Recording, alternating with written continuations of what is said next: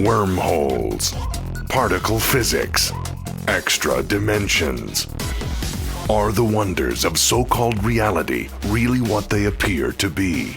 Or do we exist in an elaborate hologram?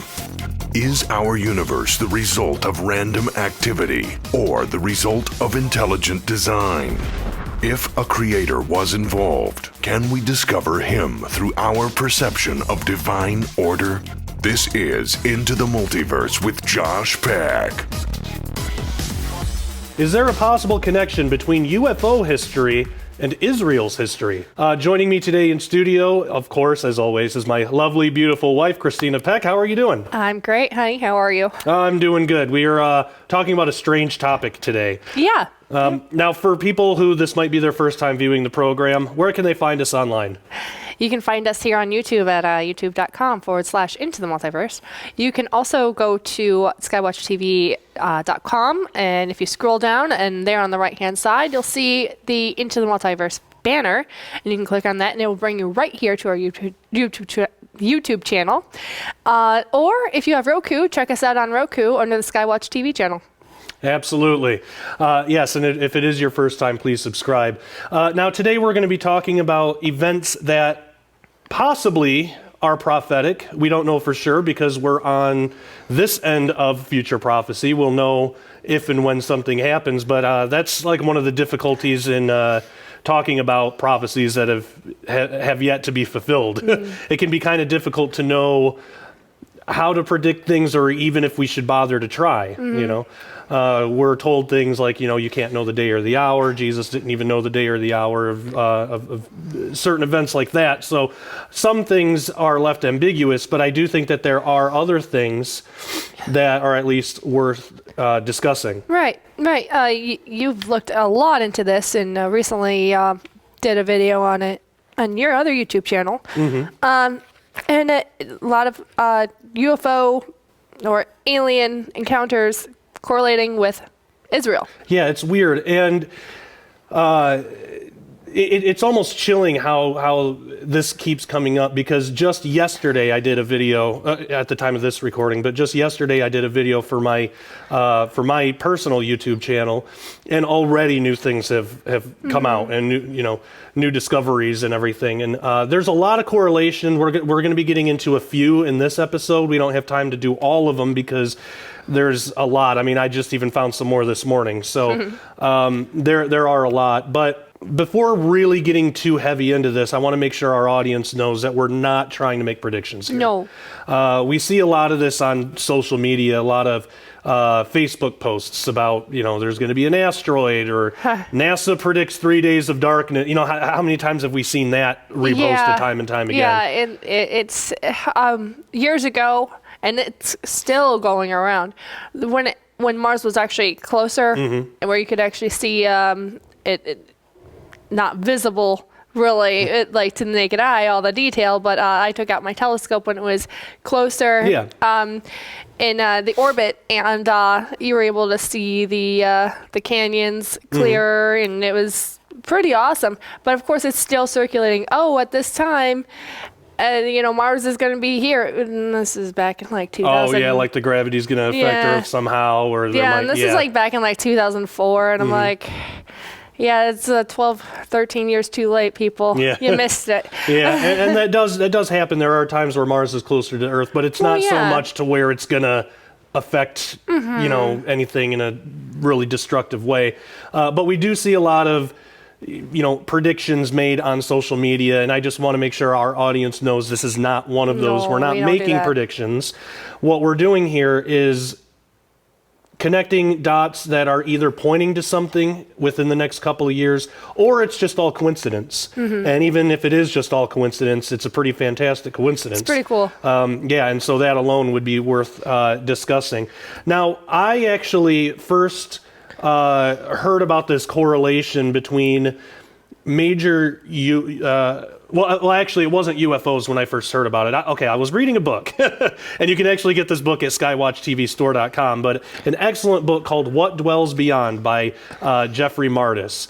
A fantastic researcher. This honestly is one of the best books on the subject I've ever read, and I've read a ton of them. But he makes a correlation between events in Israel's ancient past and the idea of, or the resurgence of the idea of cosmic pluralism. And basically, for those at home who might not be familiar with this, cosmic pluralism is the idea that there are multiple inhabited worlds out in the universe besides Earth.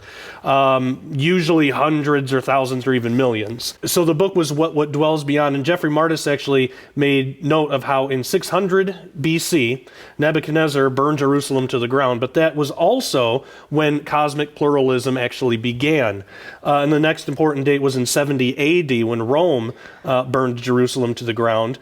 And at that time, a philosopher named Plutarch wrote in his On the Face of the Moon, he actually wrote, here's a direct quote, "The men on the moon, if they do exist, are slight of body and capable of being nourished." Now, what makes that so important is that was actually the last major philosopher to talk about cosmic pluralism until it was revived again in the Middle Ages. Oh, wow. So really weird. But then he makes a third observation that kind of ties us all together into our time now. He actually wrote about cosmic pluralism and Roswell. So in 1947, we have the famous UFO Roswell crash, and most people probably already know a lot about that. But 1948 was also when Israel became a nation. Now, those are a year apart, and there might be reason for that, which we can get into a little bit later, but it's around the same time. So obviously, 1947, the Roswell crash really reignited cosmic pluralism, the idea of basically aliens from other planets into modern times. Yeah. And then going back a little further, in 1917, it's 100 years ago from this year. From this year, yeah. 2017, the Balfour Declaration was written, paving the way for Israel. And also, Fatima happened back in 1917. Yeah. The Miracle of the Sun and World War I, Red Baron shooting down the UFO over Belgium. So basically, after I read that from Jeffrey Martis, he had those three things that he pointed out. I wanted to look and see if there were others, if there were other major correlations. And oh my gosh, there are a lot. It seems like anytime there's anything significant in Israel, there's also something significant, at least within the year, sometimes right in the same month. Something significant in ufology and the UFO phenomenon. So 100 years ago, so we're in an interesting time right now because the years 2017 and 2018 have a lot of anniversaries from the past. And we have a few of them. But so as Christina pointed out, 100 years ago in 1917 was the Balfour Declaration. And that paved the way for Israel to become a nation later in 1948. But at that same time was the famous Fatima apparition, which at the time it was being publicized as an apparition of the Mother Mary, Mother of God, because of course Catholicism is all over a lot of this stuff. Actually, that's another common thread that keeps coming up is the Catholic Church in a lot of this. But anyway. When you actually read the reports, though, and L.A. Marzulli has done extensive research into this years ago, as have other researchers. I wrote about it in my first book, Disclosure. Yep. But when you actually look at the reports, there was nothing. It wasn't a Marian apparition. It was a UFO. Yeah. They said basically the sun or a shining disc was swooping down, and there were lights. It was a classic UFO thing. Yes. But what makes it so significant are thousands of people saw this. Thousands of people witnessed it. It was a very, very big deal. So that was in that same year. And then also, this was also during World War I, and there were a lot of UFO reports on all battlefronts in World War I. But famously, the Red Baron from Germany, he actually reported shooting down a UFO over Belgium, over like a Belgium forest or something. And books have been written about that, so people can check that out. So that happened 100 years ago. So it's strange that during this, major event in Israel's history, the Balfour Declaration, which was absolutely vital for Israel to become a nation again, that all this UFO activity happens. Now you were talking about 120 years ago. Yeah, and in 1897, 120 years ago, the first Zionist Congress was held in Switzerland, and and that was actually I don't mean to cut you off, but that was actually the very first step at Israel becoming a nation again. Happened in 1897. That's what that first Zionist thing was all about. And there's a lot of history on there, and people can look that up on their own. But anyway, so continue. Oh, no problem. Okay, so the first Zionist Congress was held in Switzerland, as I said, and the Basel Declaration. And that again was the very first step at Israel becoming a nation again. But there was also the Aurora UFO incident. Yeah. So basically the story behind that, and you and I, we've seen documentaries on this. This actually was like the first Roswell. This was as big as Roswell was before its time. So in Aurora, Texas, basically what happened, it was reported that there was a UFO crash. It crashed into I think it was a silo or a windmill, or it crashed into something on somebody's farm. And all the pieces of this thing were collected and thrown in a well. Yes. And actually, there have been tests on that well made recently, and it's radioactive. It's really strange. People can look that up on YouTube. And but there have been actual documentaries made about this thing. But the weird thing is that it was reported that the pilot of the craft died. It was a very small, it was an alien. Died, and they buried it in a grave at the local cemetery. Well, so that story got out, and then years and years later, ufologists got interested in it, and they wanted to find that grave. Well, around that time, someone moved it, and now it's in an unmarked grave somewhere in the same cemetery. So the story goes. Yeah, that's really creepy. Yeah, so somewhere in that cemetery, but nobody knows where. It's strange that major event in UFO history happened at the same time as this, as the first Zionist Congress. Now, also, we could look at 40 years ago. 40 years ago was the Camp David peace accords with Israel and Egypt. That's when they were signed, and that was between 97 and 77 and 78, and that is rich with history of how that shaped what Israel and the surrounding nations are today. There's a lot there, but at that same time was also Operation Saucer, which was a major investigation into this time in Brazil's history, where they were basically being invaded by UFOs and even alien beings. And actually the newspaper called O Liberal, their local newspaper, called it an invasion. And so they launched Operation Saucer, which was an investigation into what they called it the Colares UFO flap, because that was the city that this happened in, the Brazilian city. So yeah, Colares underwent extreme UFO and alien activity, and there's more information online about that. So that was 40 years ago. Now, what happened 50 years ago? 50 years ago, in 1967, it was the Six-Day War, in which Israel defended against invading armies. At the same time this was going on, it was the most intensive and long-lasting UFO flap of all time. Recorded. Yeah, and that's according to NICAP. And actually, right on NICAP's website, I'll give you the link here. They put together a massive 85-page chronology of UFO incidents and events for 1967. And again, they call it the mother of all sighting waves. It's the biggest UFO flap ever.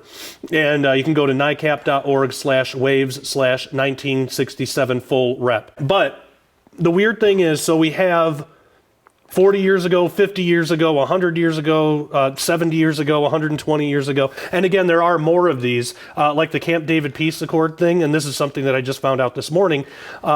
were that the normalization of relations between Israel and Egypt actually occurred in 1980. And 1980 was the Rendlesham Forest incident, which was, if people aren't familiar with that, look it up. It's an amazing story. But in Britain, it's actually called Britain's Roswell. But in Britain, there was a UFO spotted by their military, and a couple of military officials went to check it out. One of them even touched it and started seeing binary in his head. Yes, I remember that story. I mean, there have been some amazing documentaries made about that too. So it's strange that all those numbers, it all points to 2017, 2018. Now again, this is not a prediction. We're looking at dots and seeing if anything connects. We're not going to know. It could very well be that 2018 passes and nothing happens. Right. But why do we think that there might be something here? Is there anything in the Bible with these numbers that actually talk about? There's actually quite a bit. And again, keep in mind, it's not a prophecy. It's not a prediction by us. We're not doing anything like that. We're just having a conversation. If 2018 comes and goes, I don't want people to point at us and say that we were wrong, because we're not predicting anything anyway. No, we're not. We're commenting on some strange coincidences. Let's just call them that for now. Anyway, we're going to get more into the Bible and what this has to do with all of this when we come back right after this.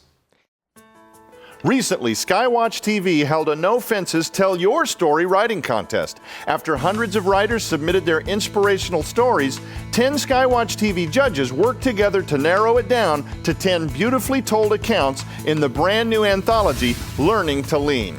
Right now, when you purchase Learning to Lean from the Skywatch TV store for only $19.95, you'll also receive absolutely free Living a Supernatural Life. Find out how to live in the reality of the supernatural realm, attuned in mind and heart to God's kingdom, coming in power through the Holy Spirit living in you. Plus, we want to help you tell your inspirational stories, so we're also including free a brand new, beautiful spiral-bound personal journal.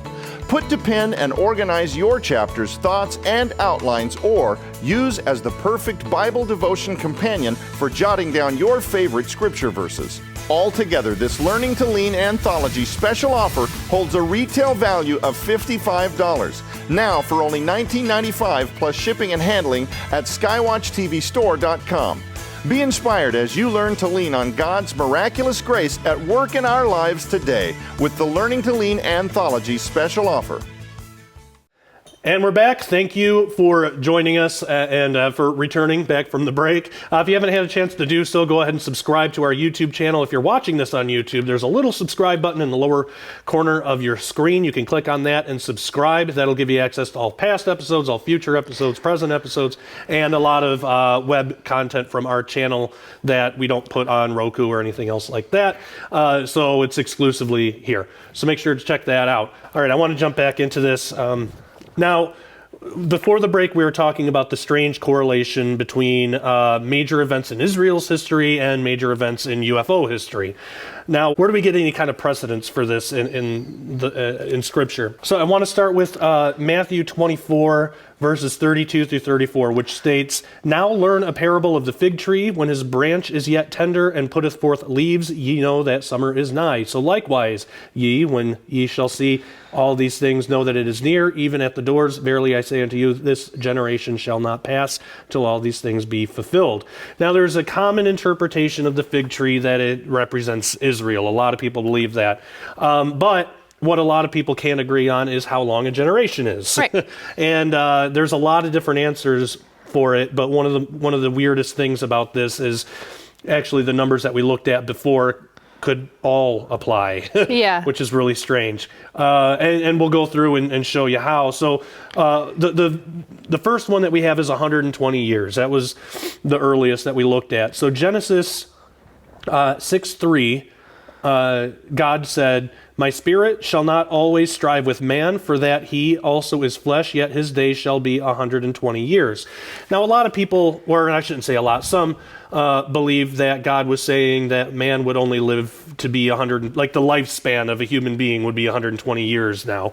And I don't think that's right. I think what God was saying was it's going to be 120 years until the flood, because he's saying that his spirit won't always strive with man, but it will strive with man for another 120 years, and then the flood. I think that's what that's saying. So that gives us an example for 120 years. Now, what about 100 years?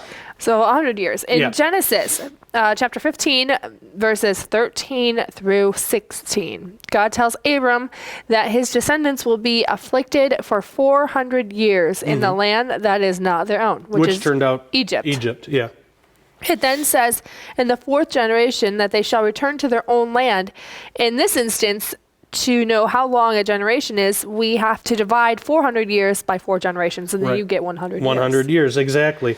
So that right there, that's one instance where it defines a generation as 100 years. And this is all in different contexts, because there are different places throughout the Bible where a generation can mean different things or different spans of time. So in this context, a generation is 100 years. Now, a generation can also be 70 years.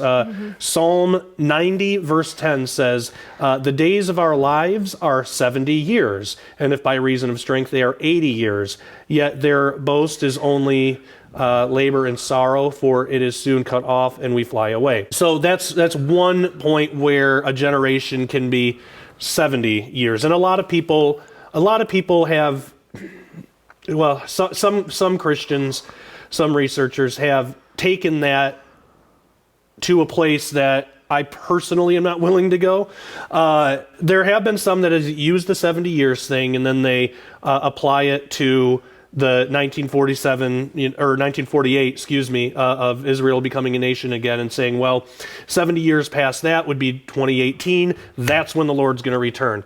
I don't go that far with it. Right. I don't think we could know that, and I would never want to make a prediction like that and then lead somebody to believe it, and then it doesn't happen. Right. Now, could it? I mean, he could come back before we even finish this program. So, Right. Sure, it could, but we're not predicting that. We're not teaching that. We're not teaching it's going to be the rapture or the breaking of a seal or the return of Jesus. We're not saying any of that stuff. No. Some have, we're not. Not now, getting into any of that. Just in the spirit of, just because we should always be prepared for his return, should we prepare?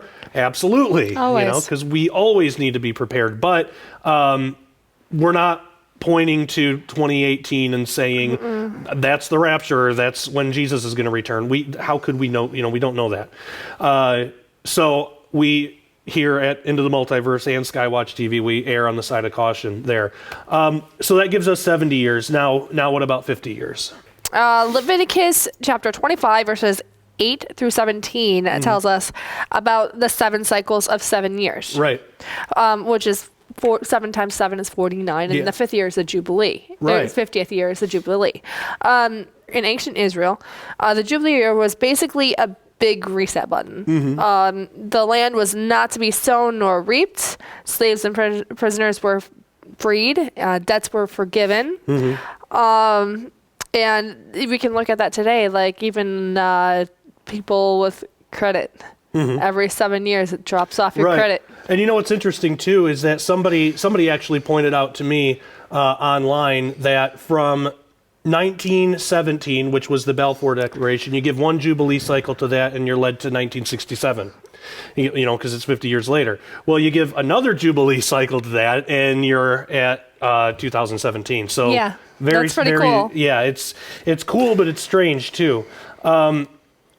So 40 years, that's the next one. Now, there's a lot of significant things that we could point to concerning a period of 40 years. But more specifically, Psalm 95:10 states, 40 years long was I grieved with this generation, and said, it is a people that do err in their heart, and they have not known my ways. So that points back to the 40-year wandering in the desert of Moses and the children of Israel. Yep. And actually another verse we could look at, Numbers 32:13 states, and the Lord's anger was kindled against Israel, and he made them wander in the wilderness 40 years until all the generation that had done evil in the sight of the Lord was consumed. So very strange. So we could give a brief recap to where this takes us now. So we have 120 years ago, in 1897, was the Aurora UFO incident, and it was also the first Zionist Congress, which it was the very first step in Israel becoming a nation again. 100 years ago, we have 1917. We have the Fatima UFO, also the Red Baron thing, and the Balfour Declaration. So 100 years ago this year. Now, 70 years ago, we have between 1947 and 1948, we have the very famous Roswell UFO crash, but we also have the very famous Israel actually becoming a nation again. Yep. So it's strange how the intensity, even seems to follow the same pattern. 50 years ago, in 1967, we have the NICAP even admits the biggest UFO wave of all time anywhere. And we also have Israel defending Jerusalem in the Six-Day War. And there is a ton of miracles about the Six-Day War. There's I forget the name of it, but there's a really good documentary that was made about all the miracles that surrounded Israel in the Six-Day War. It was phenomenal. So that's 50 years ago. Now, 40 years ago, 1977 to 1978, we have the Colares UFO flap in Brazil, but we also have the Camp David Peace Accords. And if we follow that to its resolution, again in 1980 was when the normalization of relations between Israel and Egypt took effect. And 1980 was also Rendlesham Forest. Very strange. So all of this seems to point to the years between 2017 and 2018. We have all these anniversaries. The 40th anniversary of the Colares UFO flap and the Camp David Peace Accords, the 50th anniversary of the Jubilee from the UFO wave and the Six-Day War, 70-year anniversary of the Roswell UFO crash and Israel becoming a nation, the 100-year anniversary of Fatima, the Red Baron thing, and the Balfour Declaration, and the 120-year anniversary of the 1897 Aurora UFO incident and the first Zionist Congress. So it's very strange that all of these point to somewhere within this year and next year. Now, again, we're not saying that anything's going to happen. God doesn't have to do anything. Our understanding is extremely limited because we're human. So it could be that those years pass and nothing happens. Nothing. And in fact, the safe money would be on that. Yeah, that's usually what I do. How many times have predictions been made and then just nothing happens, and then the person who makes the prediction, looks like a fool. Right. So keep in mind, again, this isn't a prediction. This isn't a show of prophecies or anything like that. We don't know what's going to happen. Probably nothing. But in case something does, we want to be prepared. So I want to thank you all for watching. Stay tuned next week. If you enjoyed this episode, you'll like that one too. Make sure to subscribe if you haven't already. Thank you for joining us into the Multiverse. As always, take care and God bless.